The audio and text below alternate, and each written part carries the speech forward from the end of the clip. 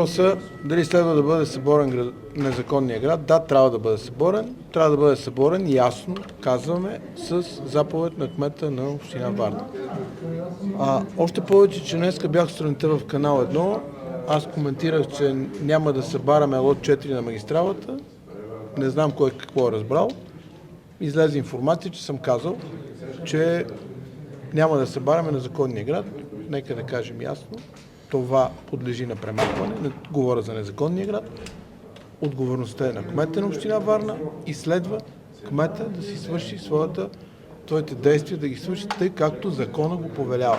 Така че нека само да кажем, нека да е ясно, защото наистина тази грешка, надявам се да е неволна, защото ми слагат в устата думи, които не съм казал.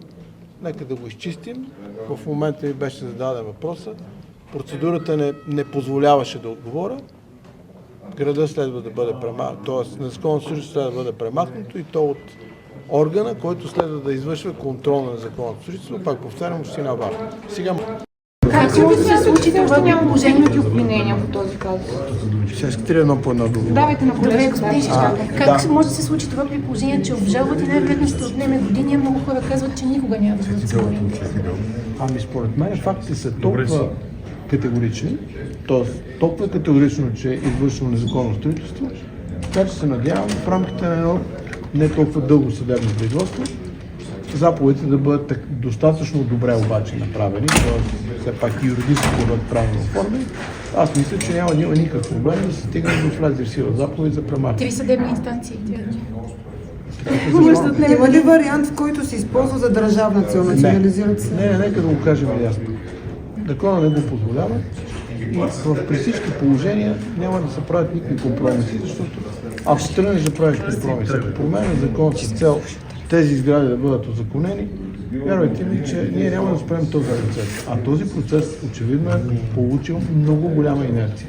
Защото със сигурност, да, тук става въпрос за незаконно строителство в особено големи размери, но със сигурност и безспорно незаконно строителство в България продължава да е един голям бич, така че няма да има компромис в никакъв случай. Министър Шишков, извинявайте, ако късно се включвам, че аз сега дойдох вече да попитам, но беше станало дума в хода на дебата да се върне проверката за още по-назад. Да, за по-стари удостоверения за търпимост. Имате ли данни, че има по-стари от преди 2023 година? Вижте, в рамките на проверката се установи, че наистина в 2023 година има страшно много издани удостоверения за търпимост, което за нас е сигнал, че очевидно това се случва времето назад. Така че, аз даже мисля, че го казах и в зала, ще направим така, че ще върнем проверката назад във Варна с удостоверенията за търпимост, защото бума за тези удостоверения за търпимост се оказва в един момент, че е наистина в първата половина на 23-та година. Така че проверката продължава за община Варна, особено за район Приморски, защото очевидно там е най-много издадените удостоверения за търпимост. Аз го казах и в зала включително, че още по-безпокоително е, че в голямата си част издадените удостоверения за търпимост са за имоти, а не за урегулирани поземлени имоти. Иначе казано, означава, че нямат подробни устройствени планове.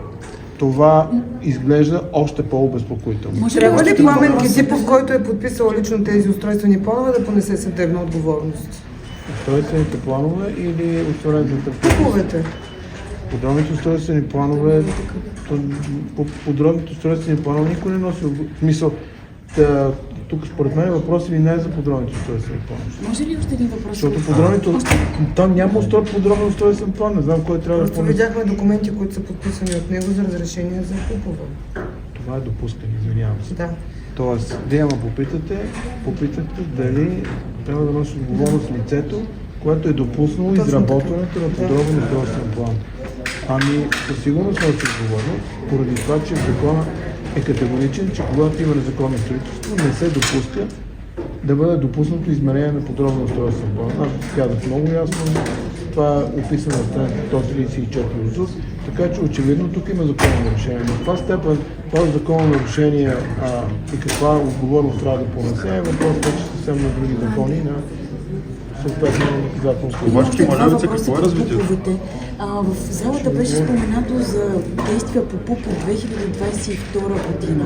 Има ли така наченки на действия за ПУП и да одобряват? Поне ние нямаме данни за такъв пуп, но аз пак казвам, че първо ние започваме да проверяваме община Варна в периода до 2023 година. Тогава за какво говориш Но- депутата, но че преси- от но преси- 2022 но преси- година е имало някакво съвместно действие между сина на евродепутат и Олег Невзоров?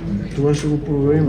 Коментарът беше политически, независимо, че мен го прекнаха, че говоря политически, но действително те нападките помежду им бяха И политически. още един въпрос има. Когато става дума за това, че тези удостоверения за търпимост са неистински, означава,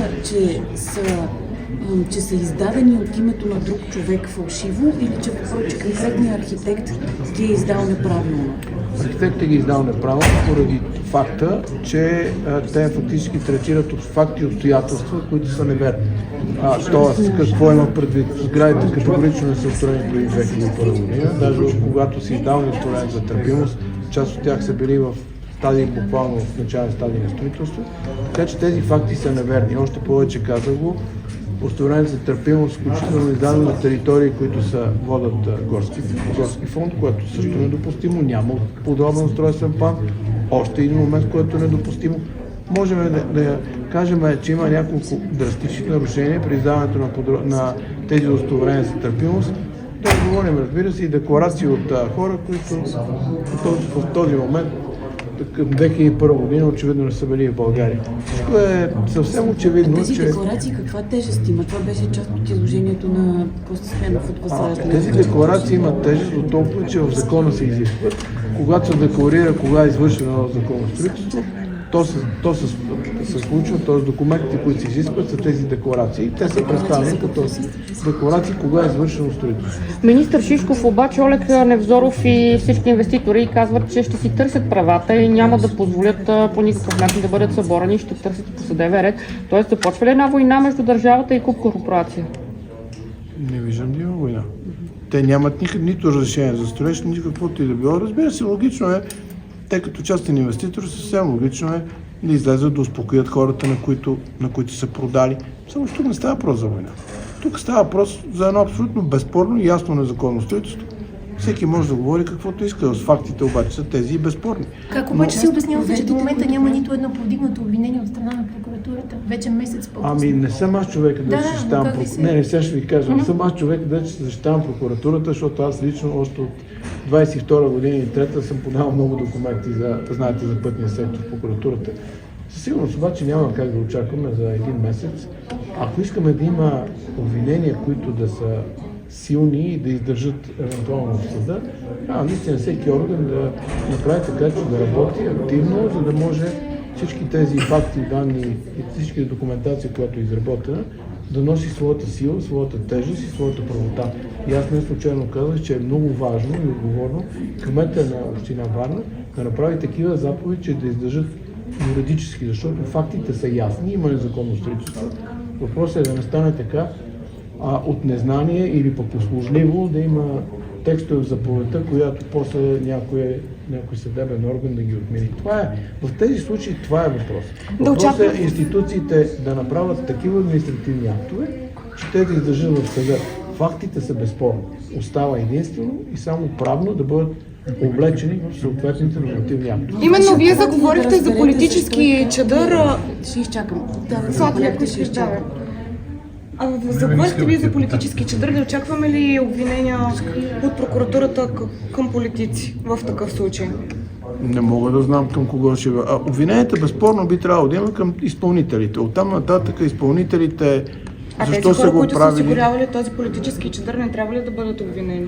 Със сигурност, когато бъдат констатирани и то по правилния начин. Затова казах, много е важно във всяко обвинение да има, разбира се, съответната правна сила, за да може да се случи това обвинение. Така че намирането на истинските виновници може да стане само по един начин.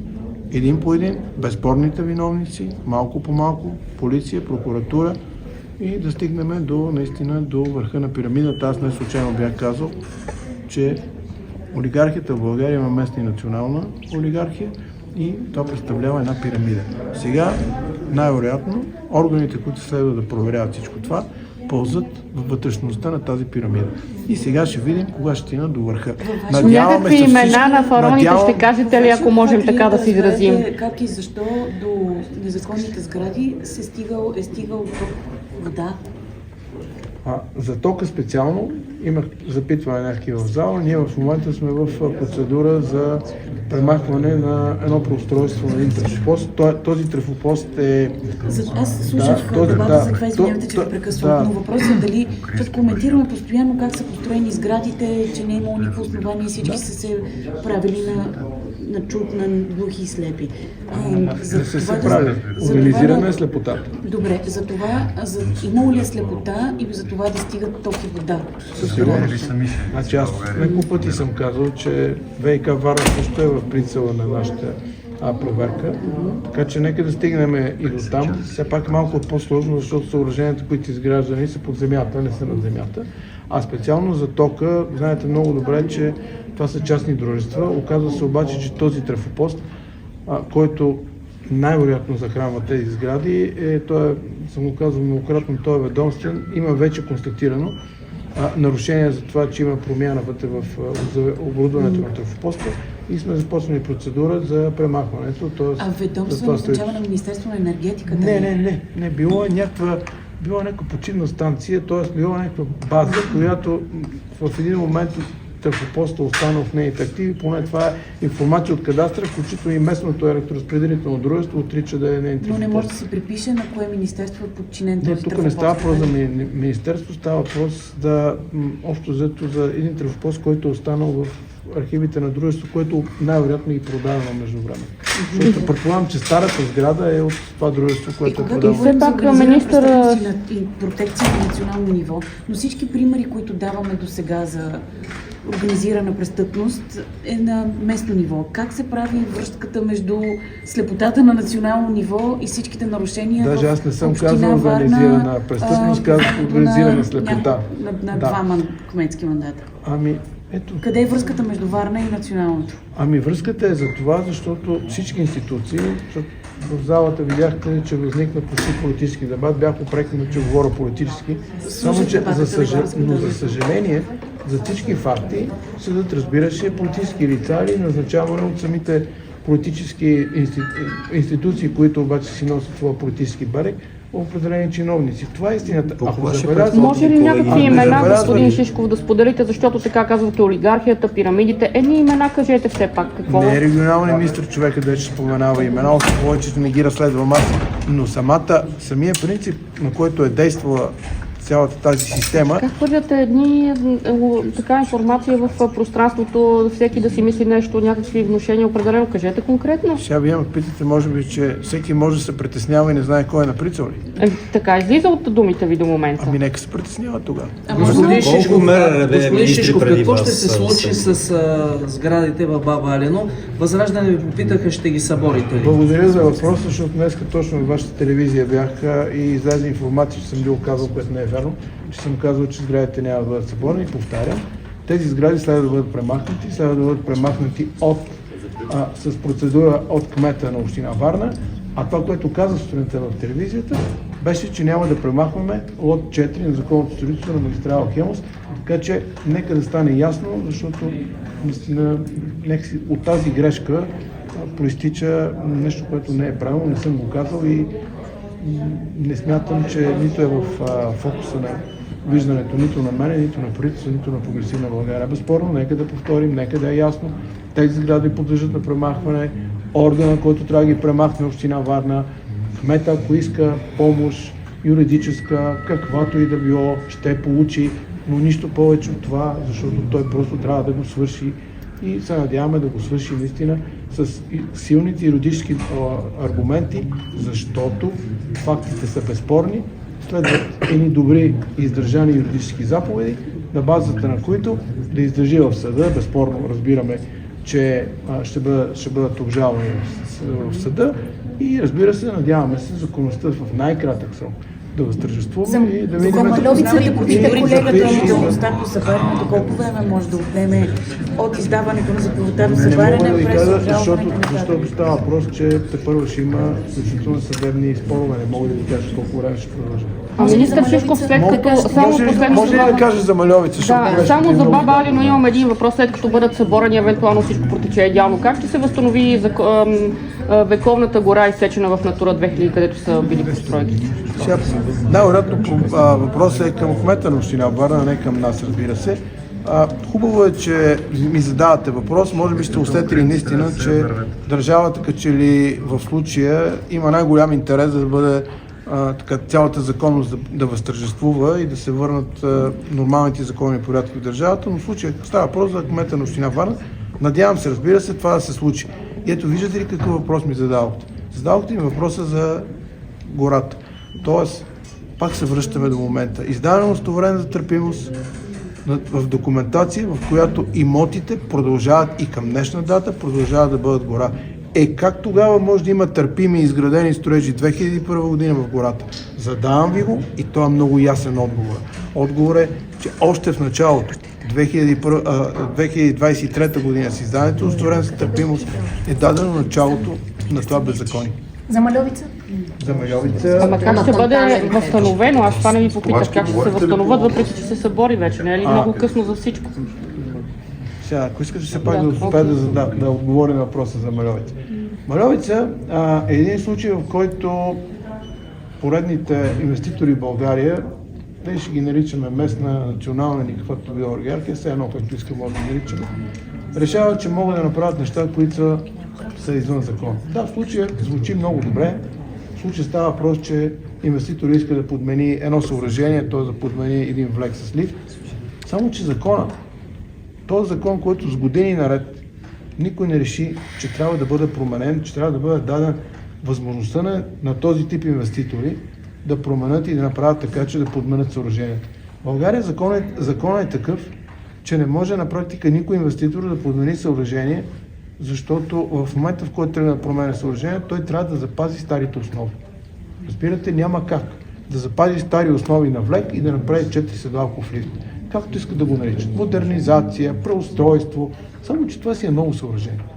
И не може, няма как да лъжат закона, да правят такива беззакони, защото те на практика стигат до беззаконите.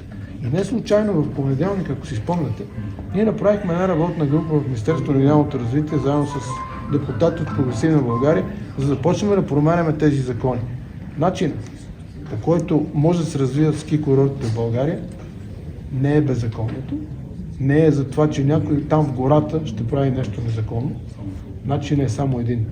Да направим закони адекватни, така че да може веднъж да сме сигурни, че пазим природата и втори път обаче да дадем възможност на тези доболко устарели съоръжения. Те на практика част от тях са буквално за музей, да можем наистина да създадем тази възможност. Ето виждате, с години назад, като че ли инвеститорите, точно този тип инвеститори, не са се интересували да си говорят с държавата, да си говорят така, че да бъдат направени нормалните законови промени, за да могат да реализират техните инвестиционни намерения, а са се опитвали да нарушават закона, защото те са по-различни. Това им изиграва в момента изключително лоша шега, защото сега вече закона се стварва върху тях, върху техните, макар и добри намерения. Но добри намерения извън закона не може да бъдат поискали от вас съдействие по този случай и спряно ли е незаконното строителство? Имаме заповеди на ДНСК, на РДНСК и е спрямо това, което е направено до момента, ще бъде ли премахнато и понеже фирмата казва, че всичко е било законно? Не е законно, трябва да бъде премахнато. Те изграждат чисто нови основи в момента. Зелените обаче се критикуваха, че не сте ги поканили на срещата в понеделник. Господин Сандов записах, той каза, това е абсурдно, никой не ни покани нас, никой не покани общината, не ни чуват и те твърдят, че ще изсечете гората. Тяхно твърдение. Те го говорят от много време. Буквално се усмихваме. Знаете, че общо взето от това, че дълги години Столична община, държавата, зелените са в един странен дисбаланс в говоренето. Резултатът какъв е? Витоша е недостъпна или достъпна само с автомобили, което е най-лошо, включително от екологична гледна точка. Ние софиянци не можем да се радваме на природата. И това е резултат на едно лошо комуникация между тези зелени движения, между Столична община и между държавата. Дали ще е лоша комуникация, дали ще е безхаберие, както искате да наречете.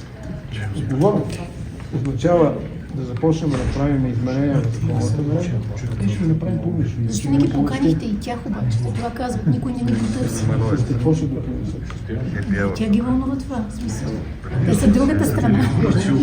Индивидуални интервю си го В план да бъде така конструктивно решение.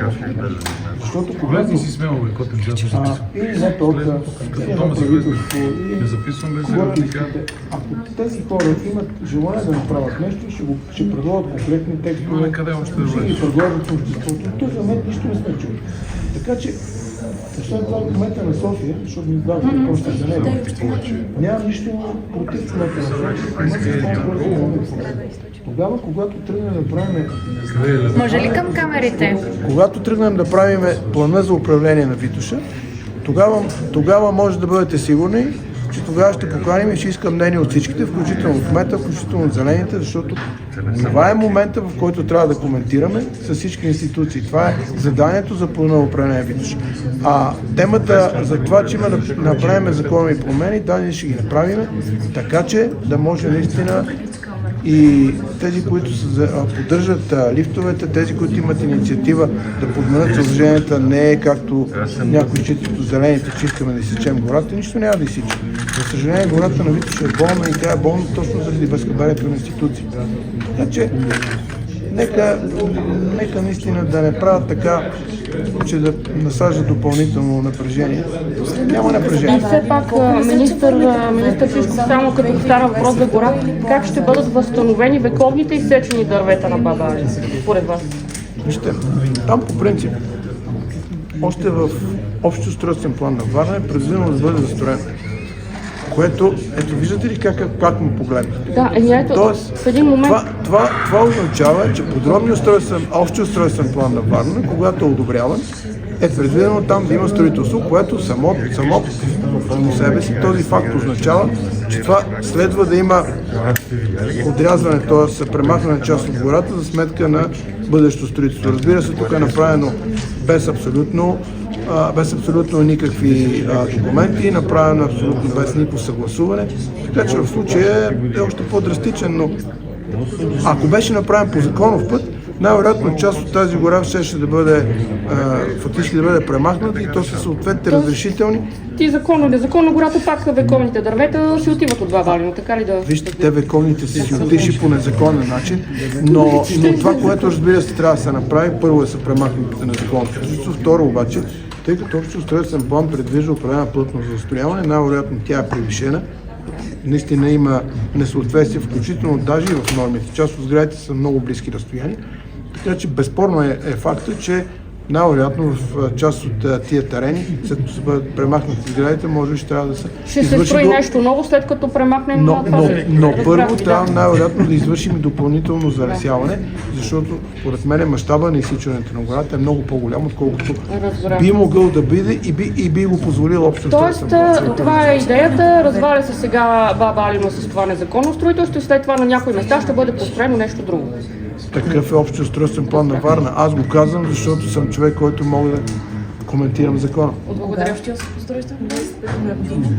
Ще ви изложа, не мога да ви кажа. В момента, но пък да кажем все пак, че може би само Бургас и Варна в морските общини имат общо устройствени планове, така че тук в случая поне имаме общо устройствен план. А колко назад ще върнете проверката? От коя година? Ще я върнем наистина в периода някъде 2020 година, може ще върнем от тогава, но крайна кажа, че ще връщаме с години назад, докато видим къде спира този процес. Този процес е почнал от някъде.